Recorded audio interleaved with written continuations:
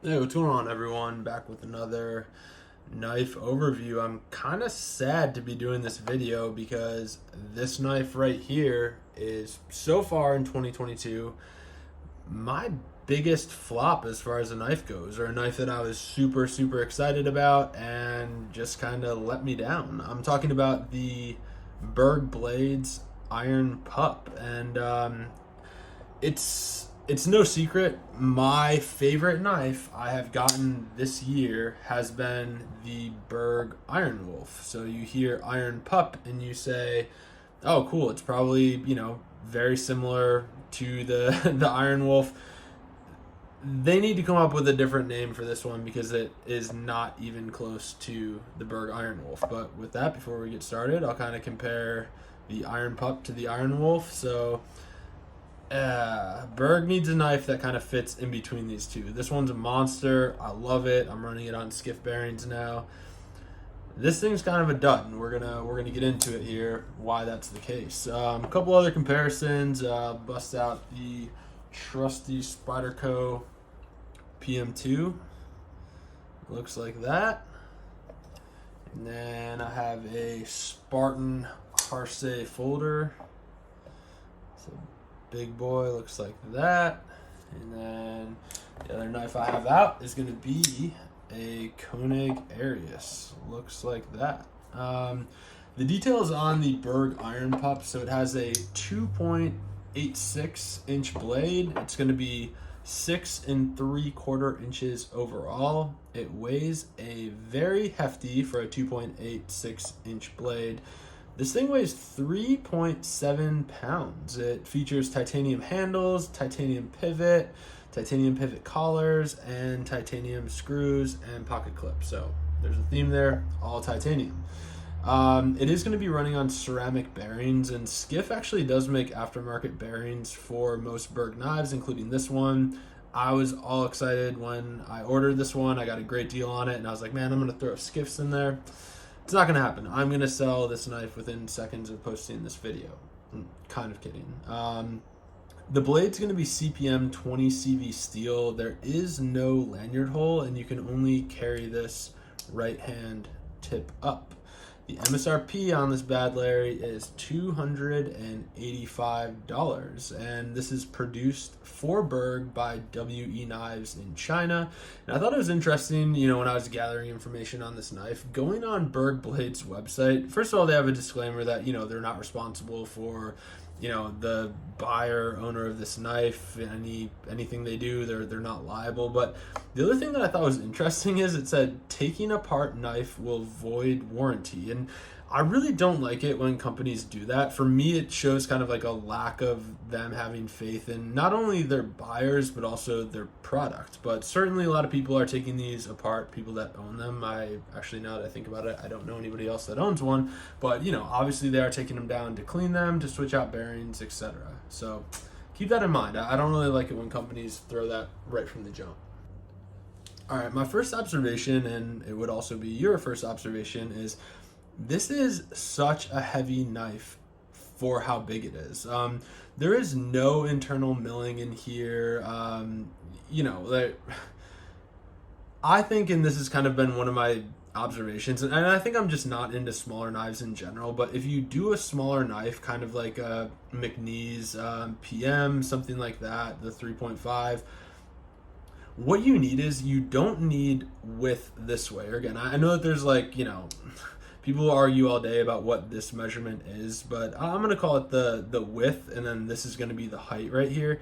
You don't need width to make it comfortable, even if you have big hands. You need height in the handle, and also, to further punctuate that, you just notice how wide this body is, the space between here. The blade, even though this is a very thick 2.86 inch blade, which again I think is overkill. If I'm doing a 3-inch task, I don't need a blade for prying or anything like that. I would just use a pry bar for it. But even with that, and this knife is pretty well centered, there's still a pretty decent amount of extra space or daylight in between there, that they could have made this a little bit skinnier of a knife and then added some height to it. That would make this so much more comfortable to to hold in my hand, I think. So yeah, I'm kind of going to call it like, very gappy construction on this, and it's just chunky, even when it's in your pocket. Like even the McNeese 3.5 kind of disappears. This one will always remind you that it's in your pocket, and I can't stand that.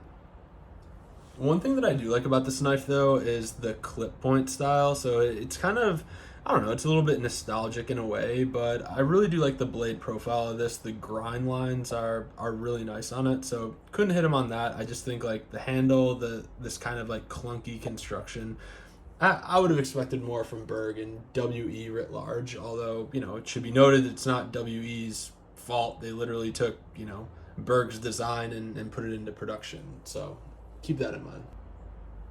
The next observation that I had were the thumb studs. And the thumb studs on a knife like this, they're shiny, they're not beveled, there's not a step up.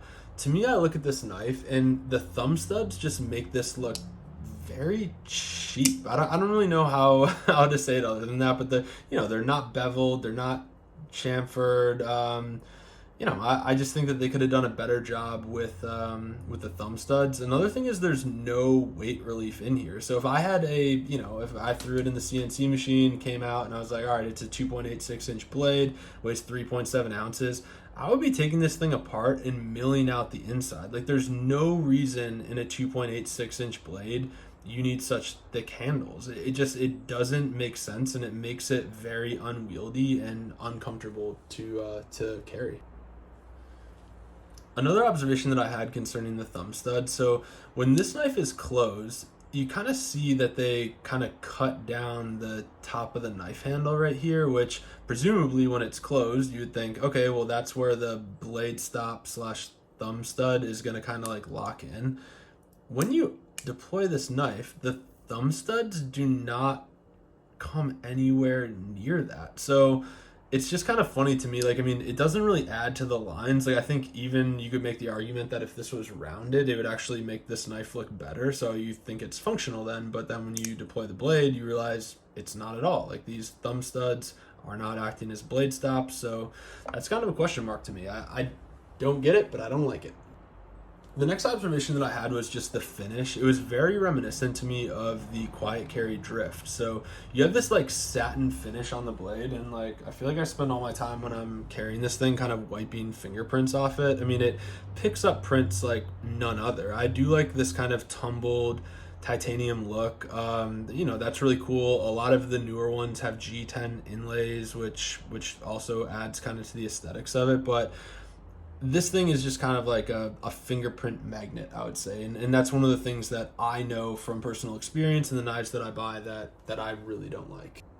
The next observation that I had were, I'm kind of calling these vents back here. But so obviously they kind of recess this lock bar so it's easier to actuate it. But most companies just kind of dip this entire piece out right there. I'll kind of try to show you on, let's see here, on like a Koenig Arius, so which is very common. It's not just relegated just to Koenigs. Most knives that are liner locks will kind of recess or cut out that part to make it so you can actually bend it.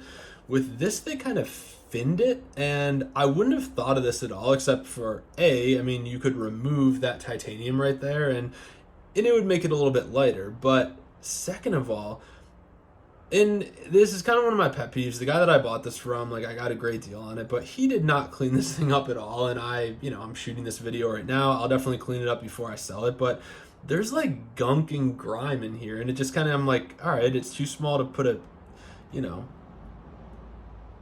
I don't know. Like, I can't fit a Q-tip in there. It's way too small. Like, I'm going to have to get creative to clean that out. But it was just kind of a question mark to me. Like, I think, like, removing that material would prevent gunk buildup. And honestly, I think it would look better if it was just smooth. This, like, finned look back here, I don't think it really fits the rest of the design of the knife. All right, next we're going to talk about the jimping. And I do like the jimping. I think it's very appropriate for this knife. It's not too abrasive. And one of the things that I really like was the attention to detail with, the jimping that's on the frame. When you deploy the knife, the jimping on the blade actually lines up with the frame. So I definitely think that that's really, really cool and is, kind of indicative of the attention to detail. Another thing with the weight of this thing, since the blade is so light and small and all the weight's in the handle, the other thing that they could have done was just put barrel spacers back here. I'm kind of seeing a common theme that I think I prefer barrel spacers, especially if a knife is unbalanced. Like you kind of think, you go down a checklist of like, okay, what can we do to lighten this knife? This backspacer right here, which is solid titanium, you could just get rid of that and just put two barrel spacers back here, and it would lighten up the knife even more. So I think that that would be, I don't know, if you're trying to make this thing lighter, which you definitely want to, that'd be a great place to start. All right, and that concludes my overview of the Berg Iron Pup. Again, I was extremely disappointed when I got this knife, and that's not to say I didn't like look at the specs. I knew how big this knife was, but I did think that it would feel a little bit different, I think. And I thought it was interesting, one of the sites that sells the Berg Iron Pup, somebody actually commented, and I noticed like kind of the reviews of it. There was one review and the guy gave it 1 out of 5 stars because he said that it was too small. And it's like, genius, did you read the description? Like, you're gonna give a knife 1 out of 5 stars because you can't or didn't read how big it was? Like, I just thought that that was kind of trash. And honestly, that is one of my biggest pet peeves, whether it's an Amazon review or whatever. Like, if you don't read what you're buying and then you're disappointed when you get it, that's your fault. That's not the knife's fault. But with this one, I did know what I was getting into, but I really did think that the Iron Pup would be more of a miniature breed of the Iron Wolf, which again, this is my favorite knife that I've gotten all year. And I thought, just in terms of like, feel and pride and ownership, it would be kind of like just a miniature version of the Iron Wolf. And unfortunately, that really wasn't the case. I think with this one, so for the price, again, we're looking at $285. The ratios on this blade are just, they're all wrong. I think when you start getting into like small Sebenza and Cosi territory, especially on the secondary market, you can't have anything wrong or off with your knife. Like, those small knives own that market. I would say the McNeese 3.0 is kind of trying to tap into it, and they're doing a really good job, but again, it's different. For this price, when you start to round that $300 mark, any little issue with a knife or something that's kind of off will just like sink your boat. Like, there's really no getting around that. I think I really can't get over the chunkiness of this knife. I really, to be honest with you, I kind of worked to knock this review out just so that I can sell this thing, because again, I'm disappointed that I was so hyped up about this thing based on the Berg Iron Wolf, which again, I still think Berg Iron Wolf, knife of the year for me, hands down. But Berg Iron Pup, definitely a flop. I'm sad about it, but it is what it is. So appreciate y'all tuning in. Again, I think like as long as you know what you're getting into with this knife, but it's more than the specs, than like reading the weight and the length and all that stuff. You really have to put this thing in your hand. So I would definitely caution, before dropping MSRP, so $285 on this thing, see if you can pick one up and just hold it, kind of see if it will meet your needs, because I was very unpleasantly surprised by it. So with that, we'll see you next time. Thanks for tuning in.